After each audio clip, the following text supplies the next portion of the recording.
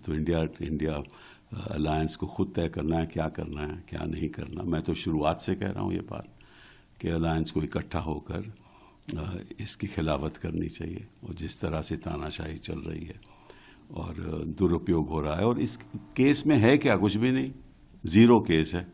क्योंकि आप एक गवाह बुला लो, पहली स्टेटमेंट वो कहता है कि मुझे साहब कुछ नहीं मालूम, दूसरी स्टेटमेंट में कुछ कहा कि हाँ थोड़ा सा ये मुझे मालूम है, फिर तीसरी स्टेटमेंट होती है, फिर चौथी स्टेटमेंट होती है, फिर पांचवी स्टेटमेंट में कहता है कि हाँ साहब मुझे इन्होंने कहा था कि ऐसे ऐसे पैसे पहुंचा दो, ठीक है।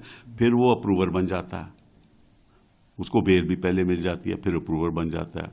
ऐसे दिनेश अरोड़ा, मंगुंता, ये सभी लोग ऐसे ही अप्रूवर बने। गवाही तो सिर्फ अप्रूवर्स की है, और सुप्रीम कोर्ट ने कई फैसलों ने कहा है कि अप्रूवर की गवाही ऐसे मानी नहीं जाती जब तक कोई ठोस सबूत साथ में नहीं हो। तो साथ में तो वैसा भी कोई सबूत नहीं है, और ये भी सारी सेक्शन 50 PMLA की स्टेटमेंट्स हैं।